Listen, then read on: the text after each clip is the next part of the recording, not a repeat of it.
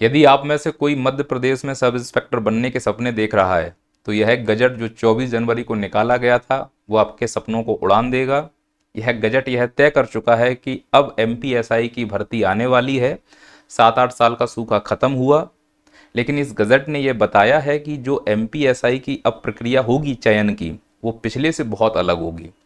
अब सिलेबस भी बदल दिया गया है, चयन प्रक्रिया भी बदल दी गई है। तो आज इस वीडियो में हम ये समझेंगे कि जो वैकेंसी एमपीएसआई की आने वाली है उसमें एग्ज़ाम का पैटर्न क्या होगा और चयन की प्रक्रिया क्या होगी।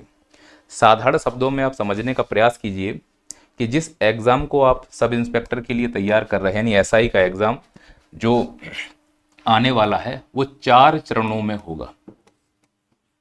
4 चरणों में ये एग्ज़ाम पूरी तरह से कंप्लीट कराया जाएगा, जिसमें सबसे पहले आपका प्रीलिम्स एग्ज़ाम होगा, प्री होगा। जब आप प्री पास हो जाएंगे फिर आपका मेंस होगा। जब मेंस पास हो जाएंगे फिर आपका फिजिकल होगा, दौड़, गोला फेंकना, ऊंची कूद, लंबी कूद। और जब फिजिकल पास हो जाएंगे फिर अंत में आपका इंटरव्यू भी इसमें उन्हें रखा हुआ है। तो 4 चरणों में आपको एमपीएसआई के सिलेक्शन की प्रक्रिया से गुजरना होगा। इसमें जो प्रोसेस है वो कुछ इस प्रकार से है कि यदि आप में से जो भी बच्चा प्रीलिम्स एग्जाम में बैठेगा तो प्रीलिम्स एग्जाम में केवल आपको इसे क्वालिफाई करना है। यहां क्वालिफाई करने का मतलब क्या हुआ, यह केवल पास करना है, और जो प्रीलिम्स में पास हो जाएगा फिर उस बच्चे को मेंस में बैठने का मौका मिलेगा। सपोज करो कि प्रीलिम्स में पास होने के लिए 70 क्वेश्चंस की आवश्यकता है और आप इसमें 75 क्वेश्चन ले आए, तो सिर्फ 70 तक ही आपकी रिक्वायरमेंट है। आप इसमें फिर कितने भी नंबर ले आए, ये नंबर एमपीएसआई के चयन करने वाली जो सूची बनेगी वो नहीं जुड़ेंगे। यानी प्रीलिम्स केवल क्वालिफाई है, इसके नंबर आपकी चयन प्रक्रिया में शामिल नहीं होंगे। यह प्रीलिम्स केवल इसलिए लिया जाएगा समझने के लिए कि आप मेंस देने के काबिल हैं भी या नहीं। कुल मिला के प्रीलिम्स का एग्ज़ाम एक छटनी एग्ज़ाम है। जो बच्चे उस लेवल के नहीं होंगे उनको प्रीलिम्स से बाहर कर दिया जाएगा, और जिन बच्चों में सच में क्षमता होगी उनको फिर मेंस के लिए बुलाया जाएगा। जो मेंस है यह एमपीपीएससी की तरह लिखित नहीं होगा। नाम इसका भले ही मेंस है पर यह ऑब्जेक्टिव होगा। ऑब्जेक्टिव क्या होते हैं, जैसे अभी तक किसी भी एग्जाम में आप देने जाते हो, एक प्रश्न होते हैं, उसके 4 ऑप्शन दे दिए जाते हैं, उसमें से एक ऑप्शन को टिक करके गोला भर के आना होता है ओएमआर सीट पे। यहाँ पे भी वही प्रश्न होगा, यहाँ पर भी वही पैटर्न होगा। यहाँ पर भी आपको ओएमआर सीट मिलेगी और गोला भर के आना है। चाहे प्रीलिम्स हो या मेंस हो, इस एमपीएसआई के एग्जाम में आपको ओएमआर सीट पर गोले ही भरने हैं। ये बात आपको समझ में आ गई। प्रीलिम्स पास होने के बाद आप मेंस में बैठे, मेंस भी ऑब्जेक्टिव होगा, और यह जो मेंस है यह 600 नंबर का होना है। 600 नंबर के इस मेंस में आपको बहुत मेहनत करने की आवश्यकता है। इसमें क्या पढ़ना है, प्रीली में क्या पढ़ना है, वो मैं अभी बात करने वाला हूं। मेंस क्वालिफाई करने के बाद आपको फिजिकल के लिए बुलाया जाएगा, और फिजिकल के जो नंबर होंगे वो 100 होंगे। तो इस हिसाब से मेंस हो गया 600 नंबर का और फिजिकल हो गया 100 नंबर का, टोटल 700। फिजिकल क्वालिफाई होने के बाद आपको फिर इंटरव्यू के लिए बुलाया जाएगा और यह नंबर 50 होंगे। इस हिसाब से एमपीएसआई का जो फाइनल सिलेक्शन होगा उसका पूर्णांक होगा 750, जिसमें प्रीलिम्स के नंबर नहीं जोड़े जाएंगे। तो मेंस 600 नंबर का होने वाला है, फिजिकल 100 नंबर का होने वाला है और इंटरव्यू 50 नंबर का होने वाला है। फिर जो कट ऑफ होगा, अगर 750 में से आप कट ऑफ के अंदर आ गए तो आपके कंधे पे 2 स्टार होंगे, और अगर नहीं आ पाए तो फिर आपको फिर से तैयारी करनी होगी। फिर से तैयारी करने का मतलब है 7 से 8 साल इंतजार करना होगा। क्या आप इतनी बड़ी रिस्क ले सकते हो? नहीं। अब आपको ये समझना होगा कि जो ये एग्जाम पैटर्न है, उस एग्जाम पैटर्न का जो सिलेबस है, यह सिलेबस एमपीपीएससी जैसे सिलेबस से मैच खा रहा है। तो जो पहले वनडे एग्जाम में पैटर्न हुआ करता है उससे बहुत अलग है। तो यदि आप चाहते हो कि आपसे कोई चूक ना हो, तो आप अपनी तैयारी में ऐसे मार्गदर्शक को चुनना जिसे एमपीपीएससी का अनुभव हो। किसी भी कोचिंग या किसी भी टीचर से पढ़ते समय इस बात का विशेष ध्यान रखना कि इसमें वो टीचर आपको सफलता ज़्यादा दिला सकते हैं जिन्हें एमपीपीएससी के एग्जाम का अनुभव हो, उनके सिलेबस का अनुभव हो। जैसे कि नैया पार, विशुद्ध रूप से यूपीएससी एमपीपीएससी के लिए जाना जाता है। आपके लिए एमपीएसआई का भी बैच लेके आ रहा है। 7 दिन की रिटर्न पॉलिसी भी है। कंटेंट अच्छा ना लगे, समझ में ना आए, तो 7 दिन के अंदर आप अगर बोलते हैं तो बिना किसी सवाल जवाब के आपका पैसा वापस कर दिया जाएगा। इसके लिए आपको नैया पार का एप्लीकेशन डाउनलोड करना पड़ेगा। बैच कब से स्टार्ट होंगे ये आपको नैया पार के एप्लीकेशन पर दिए गए नंबर पर उपलब्ध हो जाएगी पूरी जानकारी। मैं ये उम्मीद कर रहा हूं कि आप मेरी बात को समझ पाए होंगे। अब ये प्रश्न है कि सर प्रीलिम्स में क्या पढ़ना है, क्योंकि क्वालिफाई करना है तो कुछ तो पढ़ना होगा। अब इस बात पे मैं आता हूं कि प्रीलिम्स में क्या पढ़ना है। एक बार ये सब बातें बताने से पहले मैं आपको ये पूरा खाका समझा देता हूं कि एमपीएसआई 2025 एग्जाम डिटेल, अगर एग्जाम पैटर्न देखें तो पूर्णांक कितने का होगा, ये होगा 750 का। प्री का जो ऑब्जेक्टिव है इसमें 100 क्वेश्चन आएंगे, 10 सब्जेक्ट होंगे, केवल क्वालिफाइंग होगा। क्वालिफाइंग का मतलब इसके नंबर एमपीएसआई के फाइनल लिस्ट में नहीं जोड़े जाएंगे।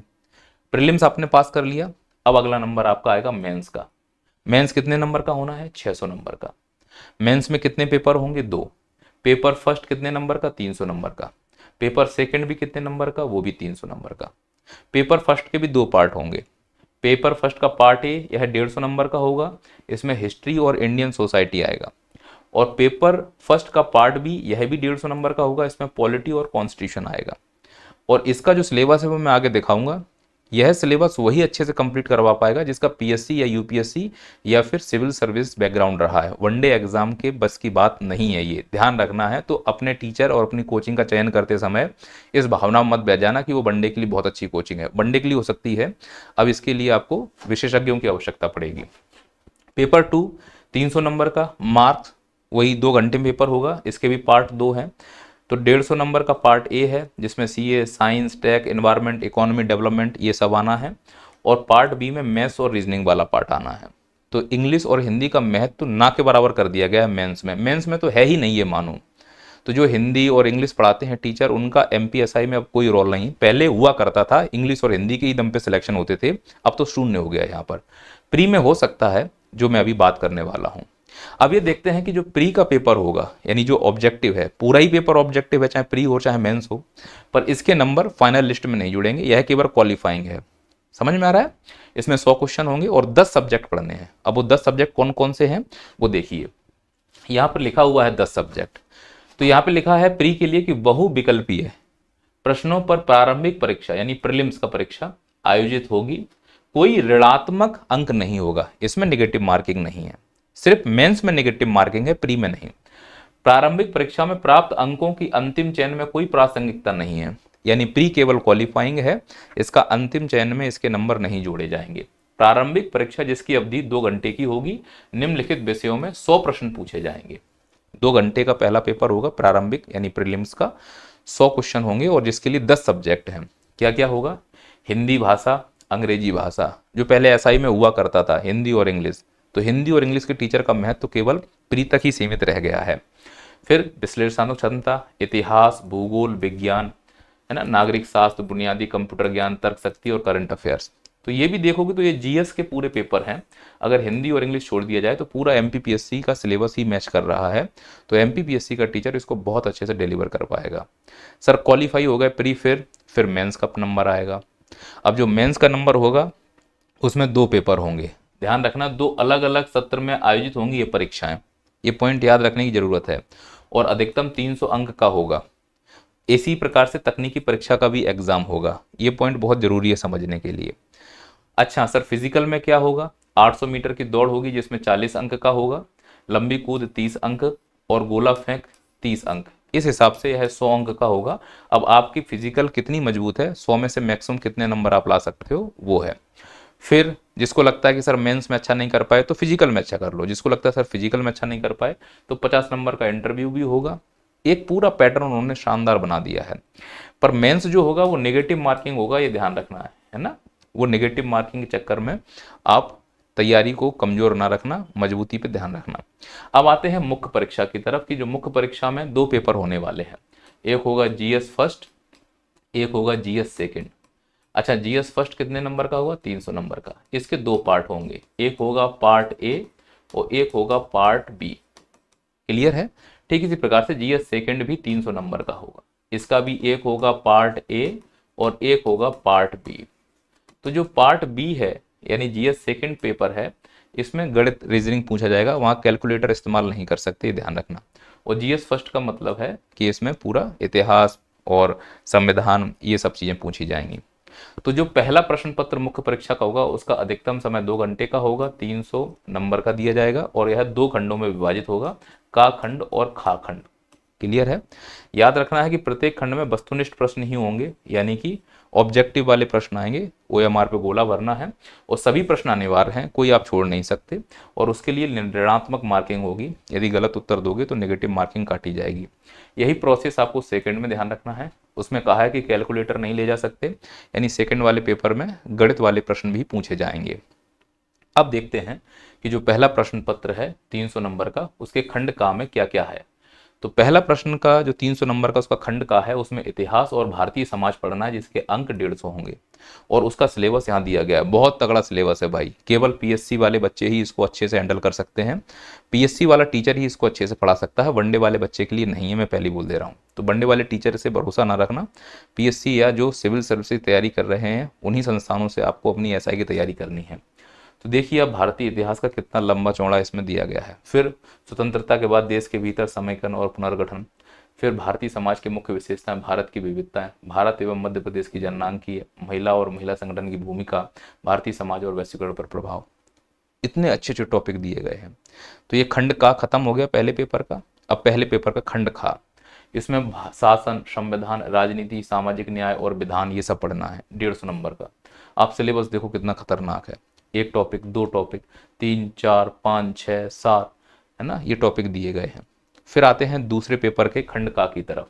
इसमें करंट अफेयर्स, प्रौद्योगिकी, आर्थिक विकास, पर्यावरण, आंतरिक सुरक्षा। आप समझ रहे हो, ये पहला पेपर खत्म हो गया। अब दूसरा पेपर का खंड का, इसमें पूरा करंट अफेयर से लेकर ये सब चीजें, है ना, ये पूरे देखो इसमें 13 टॉपिक दिए गए हैं। और दूसरे पेपर का खंड खा जो है, उसमें आपको तर्क और अंकों की व्याख्या, गणित और रीजनिंग पूरा भरा हुआ है। तो हिंदी और इंग्लिश का काम तो इसमें खत्म हो चुका है, ये ध्यान रखना है।